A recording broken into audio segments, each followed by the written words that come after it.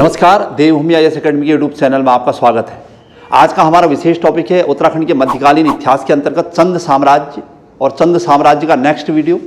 इससे पहले हमने राजा रुद्रचंद और उसका साम्राज्य प्रशासन और किस प्रकार उसने अकबर से भेंट की और संस्कृत भाषा को प्रोत्साहन दिया, ये सब पढ़ लिया था। और उसकी अपनी व्यक्तिगत लिखी गई पुस्तक है संस्कृत भाषा की, ये सब। और फिर अंततः हमने ये भी पढ़ा था कि उसका जो बड़ा पुत्र था वो जन्मांध था और शक्ति गोसाई उसका नाम था, और जो छोटा पुत्र था कुमाऊँ का, शक्ति गोसाई को वैसे जो बड़ा पुत्र था उसे कुमाऊँ का धृतराष्ट्र कहा जाता है, ये भी पढ़ा था हमने। और जो छोटा पुत्र था लक्ष्मीचंद, वो गद्दी पर बैठ गया और राजा बन गया। यानी रुद्रचंद के बाद का इतिहास होना आज। तो चलते हैं लक्ष्मीचंद से। टाइम पीरियड 1597 से 1621। अकबर और जहांगीर का समकालीन है लक्ष्मीचंद। अकबर यानी मुगल बादशाह 556 से 1605 तक रहे और 1605 से 1627 तक जहांगीर का टाइम पीरियड है। तो लगभग लक्ष्मीचंद अकबर और जहांगीर का समकालीन है, तय। अच्छा, रुद्रचंद को ही रूपचंद्र भी लिखा रहता है। रुद्रचंद ही रूपचंद है, ध्यान रखिएगा प्रश्न के। दो पुत्रों में से छोटा पुत्र लक्ष्मीचंद गद्दी पर बैठा था। ये हमने माना कि लक्ष्मीचंद छोटा बेटा था और बड़ा बेटा शक्ति गोसाई था। अच्छा, लक्ष्मीचंद गढ़वाल के शासक मानसा का समकालीन है। मानसा भी गढ़वाल में एक शक्तिशाली राजा थे और उन्हीं का समकालीन है लक्ष्मीचंद।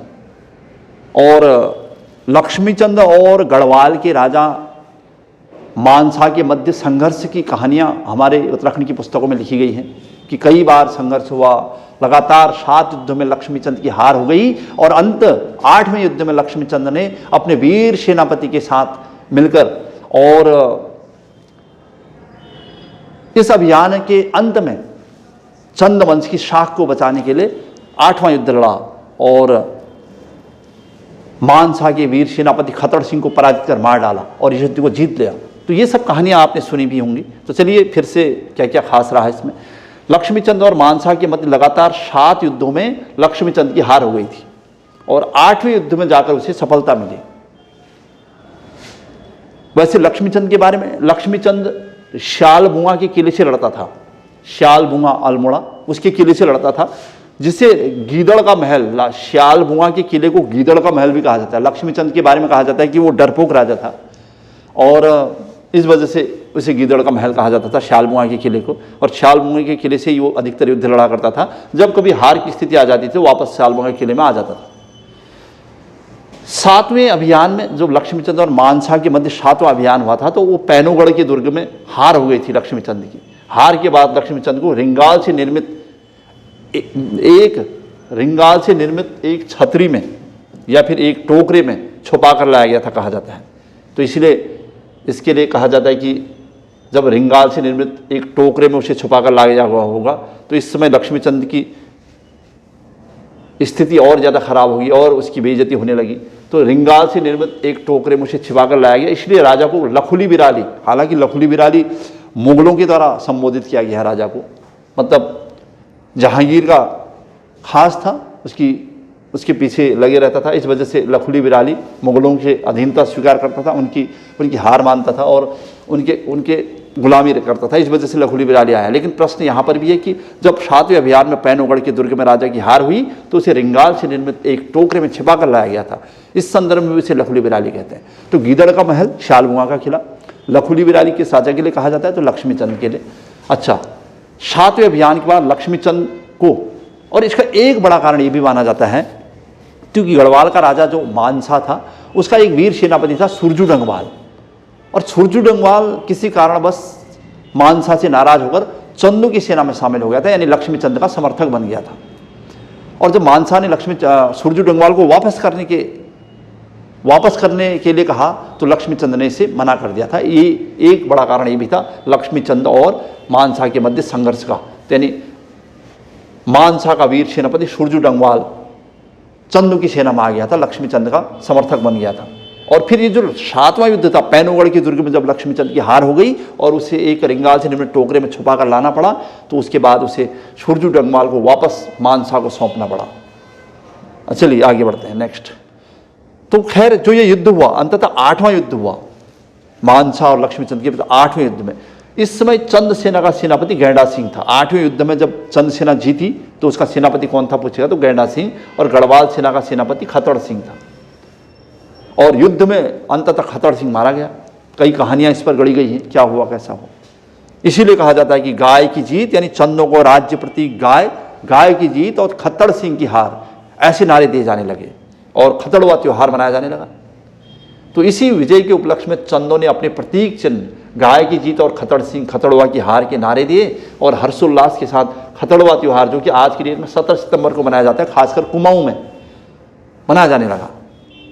और सबसे बड़ी बात, इस युद्ध के बारे में किसने बताया है, तो इस युद्ध का उल्लेख मानसा के दरबारी विद्वान भरत कवि ने अपने ग्रंथ मानवोदय काव्य में, तो इस युद्ध का उल्लेख किसने किया है अगर पूछता है, तो मानवोदय काव्य में इस युद्ध का उल्लेख मानसा के दरबारी विद्वान भरत कवि ने किया है। भरत कवि जहांगीर के दरबार में रहते थे और विद्वान थे और उन्हें ज्योतिक राज की उपाधि प्राप्त थी वहाँ पर, और लेकिन बाद के कालों में उन्हें मानसा के दरबार में आना पड़ा और वहीं पर उन्होंने मानवोदय काव्य लिखी है और उसमें इस युद्ध का उल्लेख किया है। चलिए आगे बढ़ते हैं। दूसरा पॉइंट इसका कि जहांगीर और लक्ष्मीचंद के मध्य कैसे संबंध थे। तो जहांगीर ने अपनी आत्मकथा तुजुके जहांगीरी, जो कि फारसी भाषा में लिखी गई है, में उल्लेख किया है कि लक्ष्मीचंद भी अपने पिता रुद्रचंद की भांति मुगल दरबार आया था। क्योंकि मुगल दरबार यानी रुद्रचंद भी अकबर से मिले थे लाहौर में, और वैसे ही सेम उसका बेटा लक्ष्मीचंद भी मुगल दरबार आया था। और ये भी कहा जाता है कि लक्ष्मीचंद ने दिल्ली में जहांगीर से 1612 और 1621 में 2 बार भेंट की थी दिल्ली में। और उसे मिलाया किसने था जहांगीर से? एतमादुद्दौला, जो कि जहांगीर का ससुर था या फिर नूरजहां के पिता थे। एतमादुद्दौला के पुत्र शाहपुर ने उसे जहांगीर के समक्ष पेश किया था। मतलब जहांगीर से मिलाने का काम एतमादुद्दौला के बेटे शाहपुर का है। और लक्ष्मीचंद जब राजा से मिला था तो जहांगीर के लिए अनेक पहाड़ी तोहफे ले गया था, जैसे घोड़े, बाज, हिरन, खाल, तलवारें, खंजर और खुखरियाँ। ये सब पहले भी हुआ था, यानी रुद्रचंद के समय भी ये सब प्रस्तुत किया गया था। तो इसलिए अकबर, जहांगीर और लक्ष्मीचंद की मित्रता की कहानियाँ भी कही गई है। और कहीं पर ये कहा गया कि लक्ष्मीचंद जहांगीर से काफ़ी डरा करता था, कहीं पर उनकी मित्रता की कहानियाँ भी हैं। खैर, जहांगीर की आत्मकथा तुजुके जहांगीरी में लक्ष्मीचंद को सबसे धनी राजा बताया गया है। तो ये भी प्रश्न याद रखना आपने, किस पुस्तक में लक्ष्मीचंद को धनी राजा बताया गया है? तो तुजुके जहांगीरी, जहांगीर की आत्मकथा। और लक्ष्मीचंद के समय बादशाह जहांगीर शिकार खेलने हेतु 1621 में टांडा और पीपलहाड़ा के बीच के क्षेत्र में आया था, जहां पर बादशाही बाग है आज भी, क्योंकि कॉर्बेट राष्ट्रीय उद्यान से जुड़ा हुआ क्षेत्र था, इस वजह से शिकार खेलने के लिए उपयुक्त था। इसीलिए जहांगीर लक्ष्मीचंद के समय 1621 में टांडा और पीपलहाड़ा के जंगलों में आया था, और यहीं पर आज भी उसके नाम से बादशाही बाग है, ये कहा जाता है। चलिए, लक्ष्मीचंद के बारे में और प्रश्न बन रहे हैं। लक्ष्मीचंद को योग्य पिता की योग्य संतान कहा जाता है। ये देखा होगा, प्रश्न अच्छा सा है। किस चंद राजा को योग्य पिता की योग्य संतान कहा गया है? तो लक्ष्मीचंद की। हालांकि योग्य का मतलब केवल युद्ध क्षेत्र में नहीं था, प्रशासन में और सामाजिक कार्य में उसने बहुत रुचि ली, और अल्मोड़ा के विकास में भी उसका योगदान रहा, इस वजह से योग्य संतान कहा गया। और प्रशासन में, राजस्व में लक्ष्मीचंद ने बड़े भाई शक्ति गोसाई की मदद ली से उत्तम कोटि का शासन प्रबंधन किया था, इसलिए उसे याद किया जाता है। लेकिन उसमें शक्ति गोसाई का योगदान था। और लक्ष्मीचंद को निर्माता भी कहा गया है। किस चंद राजा को निर्माता कहा जाता है? मतलब अल्मोड़ा का निर्माता। अल्मोड़ा में क्या बनाया उसने ऐसा? लक्ष्मीचंद द्वारा अल्मोड़ा में अनेक बाग बगीचे लगाए गए, जैसे नरसिंहबाड़ी, पांडुखोला अल्मोड़ा में आज भी है, कबीना बाग, लक्ष्मीश्वर बाग, ये सब लक्ष्मीचंद के समय अल्मोड़ा में बना रखे हैं। मतलब अल्मोड़ा को आधुनिक रूप देने में बहुत बड़ी भूमिका है लक्ष्मीचंद की, इसलिए उसे अल्मोड़ा का निर्माता कहते हैं। उसने अनेक मंदिर बनवाए तथा पुराने मंदिरों का जीर्णोद्धार, रिकंस्ट्रक्ट करवाया, और लक्ष्मणेश्वर मंदिर भी बनवाया।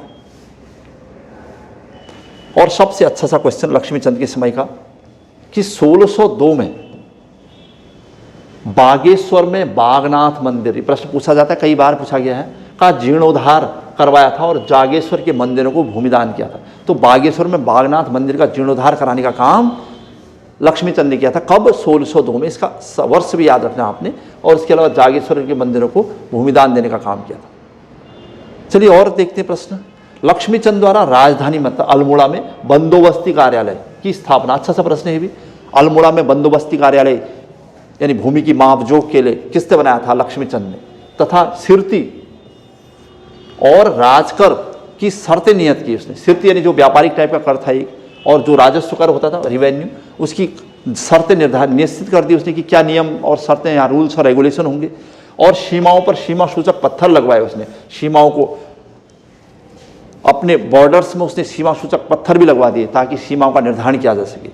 तो खैर अल्मोड़ा में बंदोबस्ती कार्यालय, अल्मोड़ा में अनेक बाग बगीचे लगवाने वाला, बागेश्वर में बागनाथ मंदिर का जीर्णोद्धार करवाने वाला, जागेश्वर मंदिर को दान देने वाला और अनेक मंदिरों का जीर्णोद्धार करवाने वाला, सिरती और राजस्व कर की शर्तें निश्चित करने वाला और सीमाओं पर सीमा सूचक पत्थर लगवाने वाला लक्ष्मीचंद अल्मोड़ा का संस्थापक, अल्मोड़ा का राजा, अल्मोड़ा का निर्माता।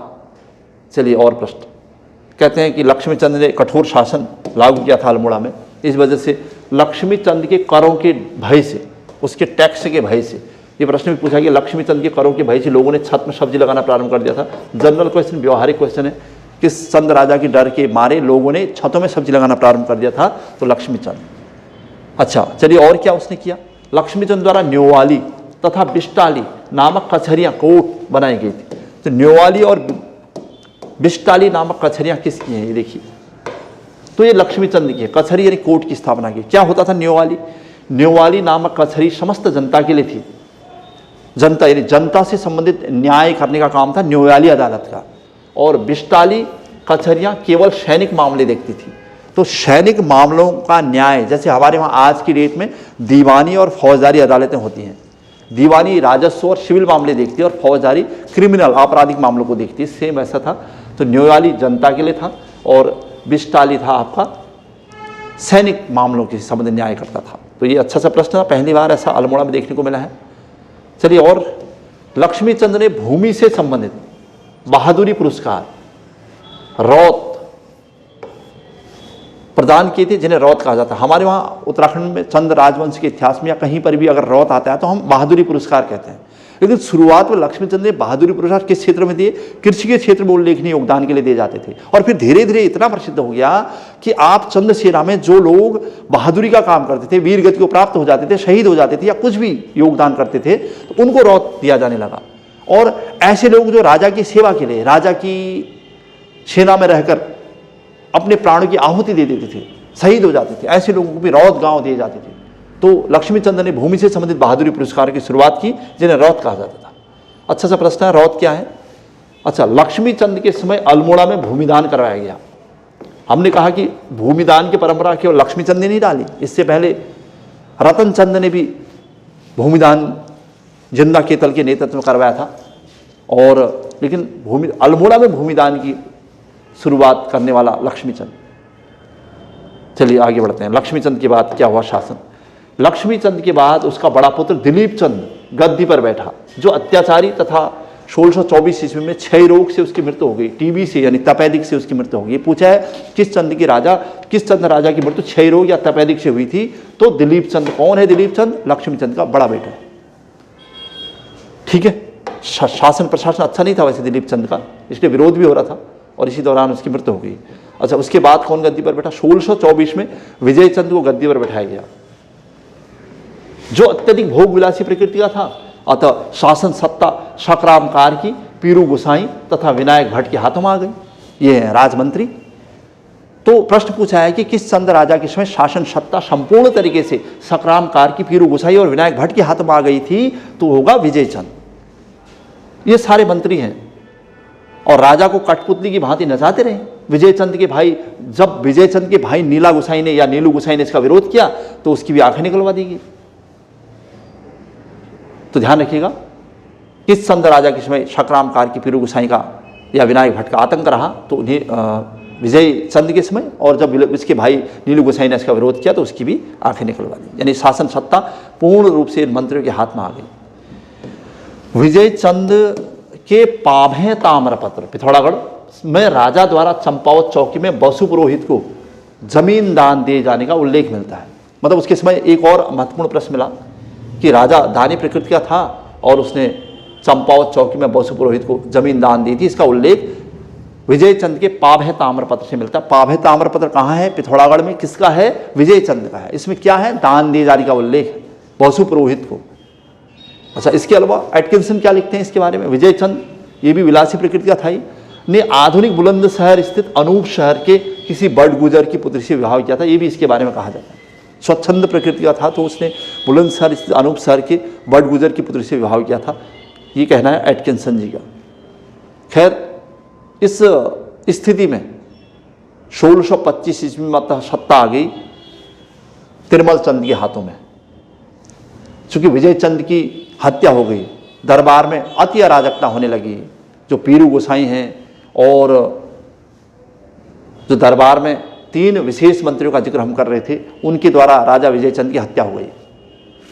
विजय चंद की हत्या का समाचार सुनकर फरत्याल समुदाय, जो कि चारालों के महत्वपूर्ण संगठन थे, के लोगों द्वारा नारायण चंद को राजा बनाने का निर्णय लिया गया। जब विजय चंद की हत्या होगी तो फरत्याल लोगों ने नारायण चंद को राजा बना दिया अल्मोड़ा में, किंतु मेहरा समुदाय के लोगों द्वारा तिरुमल चंद को अल्मोड़ा में राजा बनाया गया। मतलब 2 राजा बन गए हैं, तिरुमल चंद और नारायण चंद। नारायण चंद का समर्थन करने वाले फरत्याल गुट के हैं और तिरुमल चंद का समर्थन करने वाले मेहरा गुट के। तो इसी बीच तिरुमल चंद को काफ़ी संघर्ष का सामना करना पड़ा। तिरुमल चंद के गद्दी पर बैठते ही सकराम, अब हालांकि तिरुमल चंद को इस समय कहते हैं कि उसे गढ़वाल भी भागना पड़ा कुछ समय के लिए, और बाद में राजा श्याम शाह ने भी उसकी सत्ता पर बैठने में मदद की थी। अंततः बहरहाल जो भी रहा, तिरुमल चंद गद्दी पर बैठ गया कुल मिला, और जब बैठा तो सकराम कार्की का वध कर दिया उसने, क्योंकि इन्हीं की वजह से दरबार में अराजकता हो रही थी। और नारायण चंद को अंधा करवा दिया गया, जबकि पीरू गोसाई ने पिघला हुआ शीशा पीकर आत्महत्या कर ली, क्योंकि जो ये विरोधी मंत्री हैं, ये किसी न किसी तरीके से इनकी हत्या हुई है। इस प्रकार सकराम कार्की, विनायक भट्ट तथा पीरू गोसाई, जो राजा विजय चंद और राज परिवार के अनेक सदस्यों की हत्या हेतु उत्तरदायी थी, को अपने पापों का फल भुगतना पड़ा। मतलब कुल मिला के इनको दरबार से इधर उधर कर दिया गया, मार दिया गया, या उन्हें सजाएं मिल गई। तिरुमल चंद की बात चल रही थी। अच्छा, और क्या तिरुमल चंद की उपलब्धियों में? तिरुमल चंद ने खस राजा, क्योंकि खसों का अभी भी बोलबाला है, भीष्म चंद ने खसों का सामना किया था, और खगमरा कोट में भीष्म चंद खसों से युद्ध लड़ते हुए मारे गए थे, ये आप जानते हो, खगमरा कोट का युद्ध भी कहते हैं इसको। और तिरुमल चंद ने खस शासक पीरा संभल के विद्रोह का कठोरतापूर्वक सामना किया था। इस समय भी पीरा संभल का विद्रोह हुआ था तिरुमल चंद के समय, और नीला गोसाई के पुत्र बाज को अपना उत्तराधिकारी बना दिया। मतलब तिरुमल चंद ने नीला गोसाई के पुत्र को, जो नीला गोसाई अंधा करवा दिया गया था, उसके बेटे को अपना उत्तराधिकारी यानी दत्तक पुत्र घोषित किया था। आगे चलकर यही नहीं, बाज बहादुर चंद के नाम से चंद वंश की गद्दी पर बैठ जाएगा, ये कहना है। महत्वपूर्ण प्रश्न है बाज बहादुर चंद, तो ये हमारा टॉपिक है अब नेक्स्ट, बाज बहादुर चंद। चलिए देखते हैं बाज बहादुर चंद से क्या प्रश्न बने हुए हैं। बाज बहादुर चंद 1638 से लेकर 78 तक का टाइम पीरियड है। ये लगभग शाहजहां का टाइम पीरियड है। शाहजहां मुगल बादशाह, इस समय मुगल राजा, शाहजहां का शासन है, मुगल राजा। तो जो भी प्रश्न आएगा मुगल बादशाह शाहजहां से तुलनात्मक अध्ययन करते हुए आ रहा होगा। और चंद वंश के इतिहास में 50वां राजा है बाज बहादुर चंद, चंद वंश के इतिहास में 50वां राजा। और नीला गोसाई का पुत्र था, हमने माना ही था। इसके पिता को अंधा करवा दिया गया था बहुत पहले ही। इसका पालन पोषण धर्माकार तिवारी की पत्नी ने किया था। धर्माकार तिवारी दरबार में रहने वाला एक बुद्धिजीवी व्यक्ति था, उसकी पत्नी ने इसका पालन पोषण किया था। अच्छा, फिर नेक्स्ट लाइन जो हमें दिखाई दे रही कि बाज बहादुर चंद मुगल बादशाह शाहजहां का समकालीन था। ठीक ही हुआ, शाहजहां का टाइम पीरियड हमने लिखा है कि 1628 से लेकर 1658 तक का टाइम पीरियड लगभग है, कहीं 1627 से भी मिलेगा। तो ये शाहजहां का टाइम पीरियड है, उससे पैरेलल ये भी राजा था। अच्छा, और क्या बाज बहादुर की उपलब्धियों में?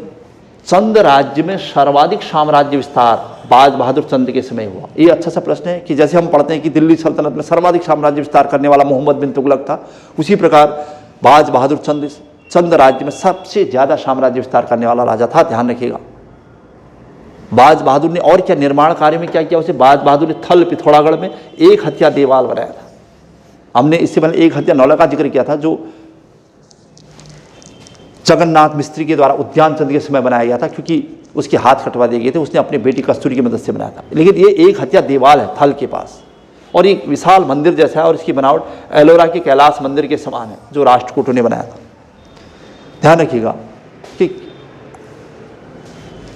एक हत्या देवाल का निर्माण बाज बहादुर चंद ने बनाया, और किससे तुलना हुई है उसकी? एलोरा के कैलाश मंदिर जैसी, जो कि राष्ट्रकूटों के द्वारा बनाया गया। ये था बाज बहादुर चंद से प्रश्न चल रहे हैं। अच्छा, और क्या बाज बहादुर चंद? बाज बहादुर ने घोड़ाखाल के समीप नैनीताल में गोलू देवता का मंदिर बनाया। ये भी एक अच्छा सा प्रश्न था। हालांकि हमारे वहाँ बहुत सारे मंदिरों का निर्माण पहले भी हो रखा है और गोलू देवता के बारे में भी कई प्रकार की कहावतें हैं। जैसे हमने तो माना था कि गोलू देवता या गोरिल देवता ये खत्तूरियों के राजा थे, झाल राय के पुत्र थे, अपने सामाजिक महान कार्यों की वजह से फेमस हो गए थे और उन्हें उनके जिंदा रहते थे पूजा जाने लगा था। लेकिन कहीं पर इतिहास में ये भी मिलता है कि बाज बहादुर चंद के समकालीन भी एक गोलू देव था जो कि एक सेनापति था और उसकी वीरता के कार्यों से उसे पूजा जाने लगा था। लेकिन ये कहना बड़ा मुश्किल है क्योंकि इसके बहुत अच्छे प्रमाण नहीं है। लेकिन इतना तय है कि झाल राय के पुत्र राजा गोरिल थे और उनके महान कार्यों की वजह से वो प्रसिद्ध हो ही गए थे और आगे आने वाले समय में भी उनकी यथा कथा जहाँ तहाँ उनके मंदिर बनाए जाने लगे और इसी कड़ी में शायद ये मंदिर भी आगे बना होगा। तो जो भी है, घोड़ाखाल में गोलू देवता का मंदिर का निर्माण कार्य बाज बहादुर चंद के समय हुआ है, ये ध्यान रखना आपने। अच्छा, उसके निर्माण कार्य में और क्या? 1639 में वर्तमान काशीपुर अस्तित्व में आया था। ये काशीपुर जिसे हम गौविषाण का क्षेत्र कहते हैं, तो 1639 में बाज बहादुर चंद के समय ये काशीपुर अस्तित्व में आया था। अच्छा, और क्या प्रश्न? जैसे ही बाज बहादुर चंद गद्दी पर बैठा तो तराई और भाबर का मामला फिर सुर्खी में आया होगा जो कभी रुद्रचंद को मिला हुआ था और इसलिए तराई और भाबर में कटिहार के हिंदुओं की लूटपाट हो रही थी। कटिहार क्षेत्र लखनऊ या अवध के अंतर्गत आता था और इसे बचाने के लिए बाज बहादुर चंद मुगल बादशाह से मिला था कि कैसे तराई भाबर को बचाया जाए। तो राजा के लिए बहुत सारे उपहार लेकर गया था, सेम जो पहले के राजा गए थे। और ऐसे में शाहजहां ने बाज बहादुर को खलील उल्लाह खां के नेतृत्व में गढ़वाल पर आक्रमण करने वाली सेना के साथ जाने का निर्देश दिया था। मतलब जब बाज बहादुर चंद तराई भाबर को बचाने के चक्कर में मुगल बादशाह शाहजहां से मिला था तो शाहजहां ने उसको खलील उल्लाह खां के नेतृत्व में गढ़वाल पर आक्रमण करने वाली सेना में जाने के लिए कहा था कि वो उसको निर्देशित करे और उसने किया भी ये काम। उसकी वीरता से प्रसन्न होकर उसे तराई भाबर का इलाका भेंट कर दिया गया और बहादुर और जमींदार की उपाधियां मिल गई। ये प्रश्न पूछा है कि बहादुर और जमींदार की उपाधियां बाज बहादुर चंद को किसने दी थी? तो मुगल बादशाह शाहजहां ने दी थी और अपना नक्कारा बजाने की अनुमति दी थी बाज बहादुर चंद। तो बहादुर की उपाधि मिली है। बाज बहादुर ने मुरादाबाद के सूबेदार नवाब रुस्तम खां की सहायता से तराई भाबर पर अधिकार कर लिया था। बाद में उसे तराई भाबर मिल गया था, बहादुर की उपाधि मिल गई और उसकी सुरक्षा के लिए उसने बाजपुर नगर की नींव डाल दी। तो बाजपुर नगर बसाने वाला बाज बहादुर चंद। चलिए, और प्रश्न है बाज बहादुर से। 1658 में शाहजहां के पुत्रों, बाद में शाहजहां का शासनकाल समाप्त हो गया, उसके पुत्रों में उत्तराधिकार का संघर्ष शुरू होने लगा और औरंगजेब ने सत्ता अपने हाथ में ले ली और अपने बड़े भाई दारा शिकोह और उसके पुत्र सुलेमान दारा शिकोह की तो हत्या हो गई। तो उसका पुत्र जो सुलेमान शिकोह था वो कुमाऊं में शरण के लिए आ गया और बाज बहादुर चंद ने उसे शरण देने से इनकार कर दिया। मतलब उसे उस समय अपने यहाँ ठहरने की अनुमति तो दी लेकिन उसे परमानेंट शरण देने से इनकार कर दिया। इससे उसे गढ़वाल नरेश पृथ्वीपति शाह की शरण में जाना पड़ा और वहाँ जाने के लिए निर्देशित किया गया। लेकिन मेदिनी शाह के विरोध के कारण सुलेमान को बंदी बनाकर, बाद में सुलेमान शिकोह को बंदी बनाकर हालांकि जयसिंह के पुत्र राम सिंह को सौंप दिया गया। लेकिन ये सब किसकी वजह से? मेदिनी शाह की, जो गढ़वाल का राजा पृथ्वीपति शाह है उसके पुत्र मेदिनी शाह की वजह से हुआ। लेकिन चूंकि ये गढ़वाल का पार्ट है, हमने इसे परमार वंश में पढ़ा है क्या हुआ था, कैसा हुआ था। लेकिन कुमाऊं के संदर्भ में क्या प्रश्न था कि किसी ने ये आरोप लगाया कि बाज बहादुर चंद पर कि उसने सुलेमान शिकोह को शरण दी थी, इसलिए अपने को निरपराध सिद्ध करने हेतु बाज बहादुर ने पर्वत सिंह गोसाई तथा विश्वरूप पांडे को दिल्ली दरबार भेजा था ताकि वो स्पष्टीकरण दे सके औरंगजेब को। तब जाके औरंगजेब माना था। बाज बहादुर के समकालीन गढ़वाल के शासक महीपति शाह है और पृथ्वीपति शाह, महीपति शाह और उसके बाद पृथ्वीपति शाह। बाज बहादुर धार्मिक प्रवृत्ति का व्यक्ति था जिसने कैलाश मानसरोवर यात्रा को तीर्थ यात्रियों के अनुकूल बनाया था। मतलब कैलाश मानसरोवर यात्रा को पहली बार तीर्थ यात्रियों के अनुकूल बनाने का काम बाज बहादुर चंद ने किया था। बल्कि उसने तो मंदिरों को दान भी दिया था बहुत सारे। हालांकि दान की प्रक्रिया पहले भी हो रही थी, लेकिन प्रश्न ये पूछा है कि 1673 में मानसरोवर तीर्थ यात्रियों हेतु गूढ़ भूमिदान किया गया था। ये गूढ़ भूमिदान है जो कि मंदिरों को दिया जाता था।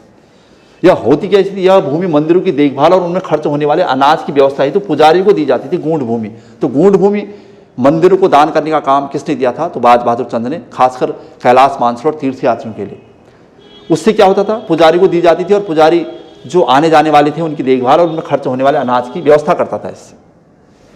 और इसके अलावा भी उसने क्या किया था, मानसरोवर आने जाने वाले यात्रियों को भोजन, वस्त्र और निवास आदि की व्यवस्था के लिए बाज बहादुर ने 5 गांव की माल गुजारी, यानी 5 गांव से जितना भी भूरा जो वसूल कर जाता था वो सब मंदिरों में जाता था, ताकि कैलाश मानसरोवर आने जाने वालों को कोई दिक्कतें ना आए। तो बाज बहादुर से प्रश्न बन रहे हैं, बाज बहादुर ने तिब्बतियों पर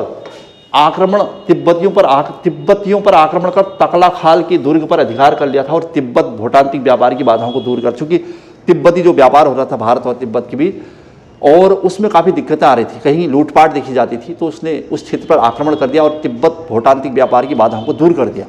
और इसी क्षेत्र में उसने पहली बार जो इस प्रकार के व्यापारी हैं या इस प्रकार के लोग हैं जो बिना टैक्स देकर व्यापार करते हैं, उनके लिए बाज बहादुर ने सोर घाटी में डोटी के राजा देवपाल से मिला था और संपूर्ण क्षेत्र में भोटियाओं तथा हुणियों यानी तिब्बतियों से सिरती नामक कर वसूला। कई बार आ चुका है सिरती क्या था, तो सिरती एक व्यापारी कर है जो एडवांस लिया जाता था, नामक नगद कर था जो वसूला जाता था। इसके अलावा नमक कर, कस्तूरी कर, फेटांग यानी सोने का चूरा, ये सब वसूला जाता था।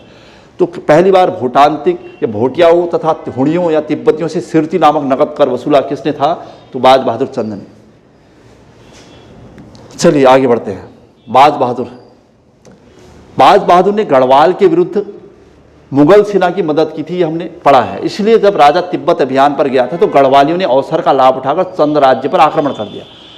जब बाज बहादुर चंद गढ़वाल के खिलाफ अभियान कर रहा था तो उसी संदर्भ में गढ़वाल के राजाओं ने भी बाज बहादुर के राज्य यानी अल्मोड़ा पर अधिकार करने का असफल प्रयास किया था। इसलिए कहते हैं कि बाज बहादुर चंद के समय गढ़वाल राज्य ने बधानगढ़ या लोहावगढ़ जो चमोली और अल्मोड़ा की सीमा पर, इस पर भीषण आक्रमण कर दिया था और गढ़वाली सेना को पराजित कर दिया था। ये सब करने वाला अभी पृथ्वीपति शाह का बेटा मेदिनी शाह है। अंततः संधि के तहत सैनिक व्यय और उपहार लेकर बाद में बाज बहादुर चंद वापस आया और मेदिनी शाह को पराजित कर दिया उसने और श्रीनगर पर कब्जा कर लिया और एक हल्की फुल्की संधि हो गई। और लेकिन शर्त ये प्रश्न बना यहाँ से कि कई बार इस टाइप का प्रश्न बना है कि पहली बार गढ़वाल विजय के उपलक्ष्य में या गढ़वाल विजय के दौरान बाज बहादुर ने गढ़वाल से नंदा देवी की मूर्ति को लाकर अल्मोड़ा के प्राचीन दुर्ग में स्थापित कर दिया था जो मेदिनी शाह पर विजय के प्रतीक के रूप में थी। तो नंदा देवी की मूर्ति को गढ़वाल से कुमाऊं कौन लाया था अगर प्रश्न पूछेगा तो बाज बहादुर चंद लाया था। क्यों लाया था? क्योंकि वो मेदिनी शाह पर विजय के प्रतीक के रूप में थी। तो ये अच्छा सा प्रश्न था यहाँ पर। और बाद में मेदिनी शाह इससे काफ़ी दुखी था तो उसने इसकी शिकायत औरंगजेब से कर दी थी और बाद में औरंगजेब नाराज़ था बाज बहादुर चंद से, लेकिन उसने अपनी सूझबूझ से बाज बहादुर चंद ने औरंगजेब से भेंट की और बाद में इस वाक़ये के बारे में बताया और अंततः औरंगजेब ने उसे माफ़ कर दिया था। ये प्रश्न कहा जाता है बाज बहादुर। और गढ़वाल कुमाऊं संघर्ष के दौरान पाली पछाऊ के कत्यूरी राजाओं ने बाज बहादुर के विरुद्ध गढ़वाली सेना की सहायता की थी। अतः रुष्ट होकर बाज बहादुर ने कत्यूरी के शल्ट क्षेत्र पर मानिला दुर्ग पर कब्जा कर लिया। अच्छा, जब बाज बहादुर चंद और मेदिनी शाह का संघर्ष हो रहा था उसी समय गढ़वाल राज्य की तरफ से जो उत्तराखंड के शल्ट क्षेत्र में रहने वाले कत्यूरी थे, इन्होंने भी गढ़वाल के राजाओं की मदद की थी। इससे बाज बहादुर चंद को बहुत बुरा लगा। आज से पहले रुद्रचंद ने बधानगढ़ की लड़ाई में कत्यूरी के राज्य को छीन लिया था।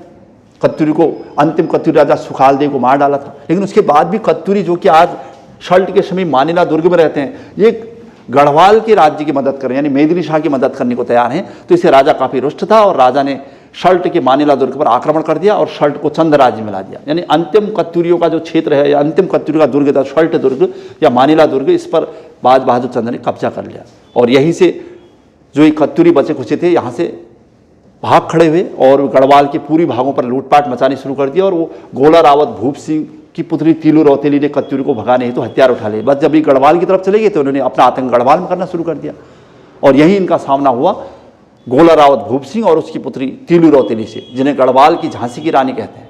तो तीलू रौतेली के बारे में 2 शब्द यहाँ पर हम कवर कर रहे हैं।